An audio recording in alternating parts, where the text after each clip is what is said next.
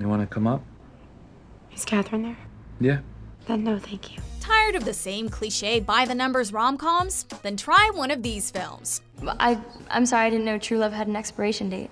Welcome to Ms. Mojo, and today we'll be counting down our picks for the top 10 best underrated romantic comedies. We had sex, Mommy, you know, the really dirty kind.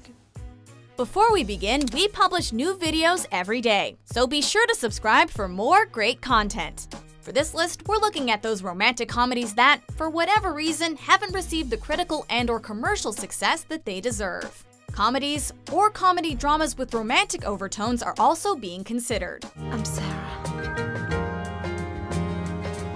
Number 10. Lars and the Real Girl. Where did you meet this person? On the internet. A film revolving around a young man who develops a relationship with a sex doll sounds like your typical teenage sex comedy. Except this film doesn't go that route. Instead, what could have been a one-joke movie is actually a sincere look at the struggles of a character dealing with social anxiety. Those are nice, huh? They're not real, so they last forever. Isn't that neat? Ryan Gosling is superb as the titular Lars, cementing his place as one of the best young actors in Hollywood. Although the film actually lost money, it was a critical success, and was even nominated for an Academy Award for Best Original Screenplay. Hey, what are you doing on Friday night? The school board meeting. Bianca got elected, so. Number 9. Think Like a Man. Just don't want a relationship based on lies. That's called marriage. Movies with a large cast and multiple interweaving storylines tend to be pretty by the numbers in regards to the romantic comedy genre. And it's true. Think Like a Man doesn't reinvent the wheel. Based on a book by Steve Harvey, the film revolves around 4 different women and their relationships. What makes this film stand out, however, is its terrific cast and the performances they give. I want to be your husband. And I want you to be my wife. Critics particularly praise the performances of Megan Good and Kevin Hart. And the acting alone makes this film worth the watch. What do you call the 3 rings of marriage? No clue. The engagement ring, the wedding ring, and the suffer ring. Number 8. Friends with Kids. We really want to have a kid. Yeah. We just don't want to subject that kid to our tragic marriage. Similar to our last entry, on-screen chemistry is what makes this film better than your standard rom-com. Director Jennifer Westfeldt stars as the female lead alongside Adam Scott, both of whom are terrific. Add in the sex-obsessed Jon Hamm and Kristen Wiig, and the placid Maya Rudolph and Chris O'Dowd, and you get 3 clever, unique relationships all on screen at the same time. I will be 100% committed to this half the time. Plus, while our 2 main characters try to figure out their feelings for each other, we also get to watch their adorable child grow up. Oh, look at this. That was you. Number 7. Just Like Heaven. You're not dead, you're alive. I know, David, but I'm in a coma. This is not good. Okay, granted. A girl in a coma storyline sounds like the plot of a bad daytime soap. But this film moves past the cliche and does a great job looking at 2 characters that are desperately seeking a connection.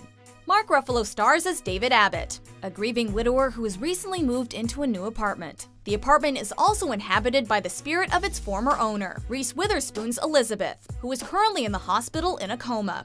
This is more serious than I thought. Go away, you don't exist. Together, they work to overcome the difficulties they have both faced in their lives. Critics praised the strong character development and clever dialogue, making for a heavenly combination. Rest in peace. Oh, I'm not leaving. Number 6. Definitely Maybe. I feel horrible about taking the. Before he was the foul-mouthed Deadpool, Ryan Reynolds appeared in many romantic comedies, some better than others. One of his best is this film, which revolves around Reynolds telling the history of his dating life to his young daughter, as both she and the audience attempt to guess the true identity of her mother. I think I discovered who my mom is in the story. Really? Really. Well, who is it? Not telling. The film didn't quite draw the crowds, however, ranking just 5th at the box office on its opening weekend, but was a critical success, with reviewers complimenting the original plotline and charismatic lead characters. I was cowardly, and I'm sorry. Okay. Oh, God! Number 5. About Time. It's gonna be a complicated year. It's gonna be a complicated life. While we almost went with the 2012 time-traveling hit Safety Not Guaranteed, it's About Time that earns the spot on our list. This film follows the charming Domhnall Gleeson as Tim, who learns that he has the ability to travel through time. Initially, things go well, as he's able to go back in time and get the girl of his dreams, played by the stunning Rachel McAdams. But he quickly learns that this gift may be more of a curse as he grows older. You have to use it for things that you really think will make your life the way you want it to be. Come on. Although there are some plot inconsistencies regarding the rules of time traveling, the film's sincere and sentimental storyline is sure to hit home with any viewer. My mum's called Mary? I look like your mother. No, you're much prettier. Number 4, Just Friends. God, I want to lick your skin off. I prefer you didn't. We go back once again to Ryan Reynolds and get to see him like never before, in a fat suit. I swear. Typically, it's the geeky girl who transforms into the beautiful swan. But this time it's Reynolds, who returns to his hometown after spending a decade away. He decides to get revenge on those who treated him poorly in high school. But he rediscovers his feelings for his former high school crush. Oh my God, I can put my arms around you. Reynolds' character learns some valuable lessons in his pursuit, including what true beauty really is. Thanks for reminding me I was fat. Number 3, Serendipity. Serendipity. It's one of my favorite words. The term serendipity is when events happen by chance in an advantageous way. And that's what this film is about. Chance. Our two lovers meet each other at the film's beginning, but decide to leave the future of their relationship up to fate. Whoa, I'm sorry. Sorry. Jonathan, played by John Cusack, writes his name and phone number on a $5 bill, while Sarah, played by Kate Beckinsale, does the same inside the cover of a book, believing that if their relationship is meant to be, they will find these items one day. This film is perfect for those who believe in true love and the idea that everything will work out the way it is meant to. What do you want to do? I don't care. Alright, go on. Number 2, It's Complicated. Knowing how to be divorced is next to impossible. Any film that stars Meryl Streep is worth a watch for her alone. Add in Steve Martin and Alec Baldwin, and you get a terrific cast that raises this film above others of the genre.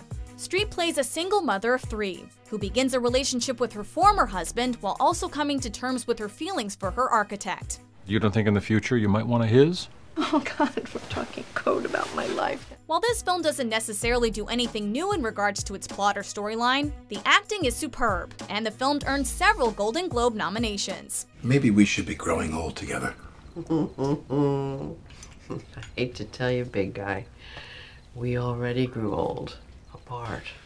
Before we unveil our number 1 pick, here are a few honorable mentions. Lindsay, will you go to opening day with me? Do you even like bowling? I love bowling. Great, so you weren't faking it the whole night then?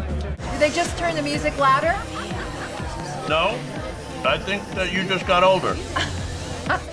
Number 1, Ruby Sparks. Not writing about you. I wrote you. If you could write yourself the perfect partner, what would they be like? That's exactly what happens to Calvin in this quirky and original film. A struggling author, Calvin begins writing about a girl named Ruby Sparks, only to discover that his creation has come to life. I missed you in bed last night. While the film could have been an over-the-top love fest, we get to see the darker side of a relationship in which one person has all the control. In this case, quite literally. You don't get to decide what I do. Wanna bet? The fact that the film looks at how easy it is to become insecure and controlling in a relationship, and does so while still remaining funny and heartwarming, is truly impressive. Just don't tell me how it ends, okay? Do you agree with our picks? Check out these other great clips from Ms. Mojo and subscribe for new videos every day.